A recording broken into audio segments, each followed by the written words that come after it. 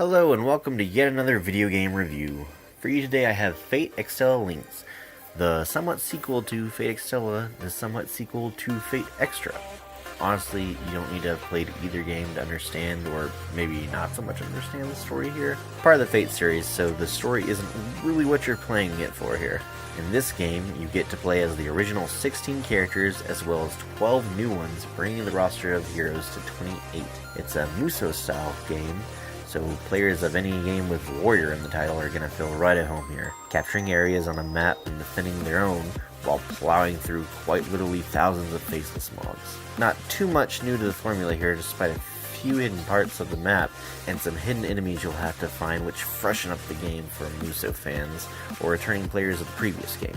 Although that's not all that they changed. In fact, this game has changed an impressive amount that overall improves this in leaps and bounds over the original. So let's talk about what makes this one better than its predecessor. First off, we have Battle. In the previous game, you had 2 buttons to press, and depending on what order you press them in, depended on your combo, and you had to unlock combos by leveling. For Links, you're given all your combos right out of the gate, and on top of that, you'll have skills on a cooldown timer. This helps keep things from feeling too repetitive, even if now you're just spamming skills.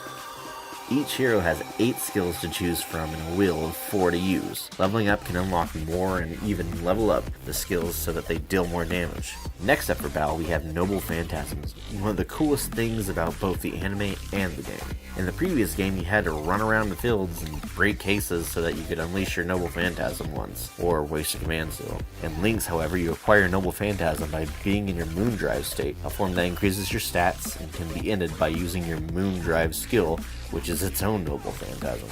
Also, if you're a fan of the series and its incarnations, you're probably a fan of some of the alternative outfits that the heroes can be seen wearing from time to time. Well, in this game, they actually added costumes. It's a nice feature and something you'll want to unlock for your favorite characters, even if the standard costume does look a little better. Though having it in there kind of just makes me feel greedy. Every character gets only one alternative costume, so I'm suspecting some DLC coming soon for it. There was some at launch, but it's literally just swimsuits for a few select heroes. Give me Castrica Hoolan, damn it! Another huge improvement from the previous game is that you no longer have to run the entire story with one of 3 characters. In Links, you can choose from any of the characters you've acquired in the story on your team, and you can switch between them easily in between each stage. So instead of seeing the same character fight for 20 plus stages, now you can switch between your favorites to keep things from feeling too repetitive. Now from this point, you're probably thinking, man, Fox must really like this game, which means it's time to get to the cons of our subject. So while I can say that I enjoyed the game, you don't have to worry about bias, because I can be absolutely brutal about picking things apart. Like for instance, remember how I talked about things helping the game from feeling repetitive? Well, fear not, because they mostly messed that up with extra battles. Extra battles you unlock throughout the story, and you'll be doing all of those if you want most of your alternative costumes, or the ability to play through the game again on very hard mode. However, 90% of the extra stages are just higher level enemies on the same stages you've already played. So if you're shooting for the beat all stages on very hard trophy, you are literally playing through every single stage 3 times over. That is the definition of repetitive. And at a time when there's so many good games out there, it's hard to want to play the same thing over and over for a trophy. This could have easily been improved by recycling story from the original game, or even just ripping off scenarios from the Fate series itself, since so many heroes are from the known anime. It's tragic to see this kind of laziness, especially in a game that pretty much blew away my expectations.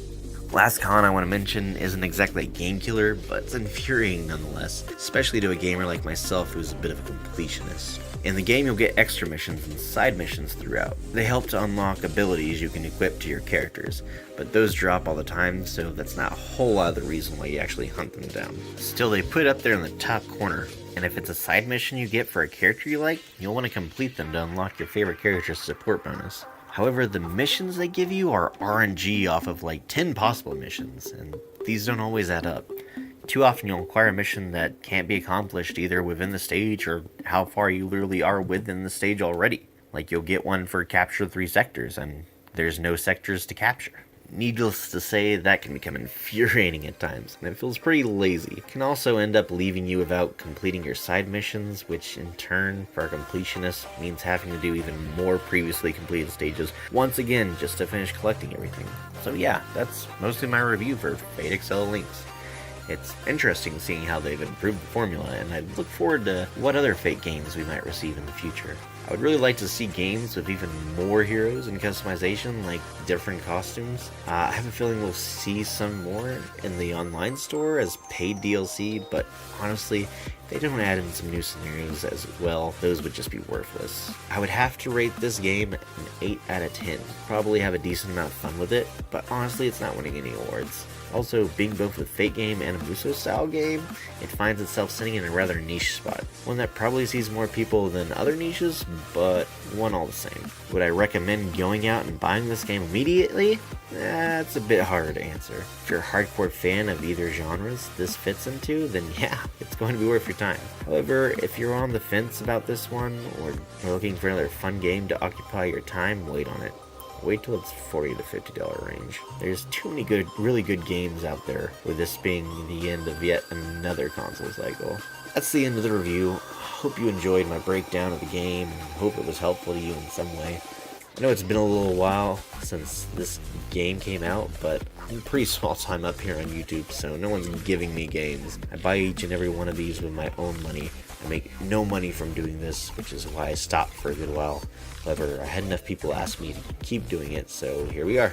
That being said, if you enjoyed this video or any of my videos and you want to support the work, there's things that anybody can do to help. You can like, share, subscribe, or check out any of the links below if you want to catch me playing these games. There's a link in the description underneath. That's all for this video, so don't forget to take care of yourselves, everyone.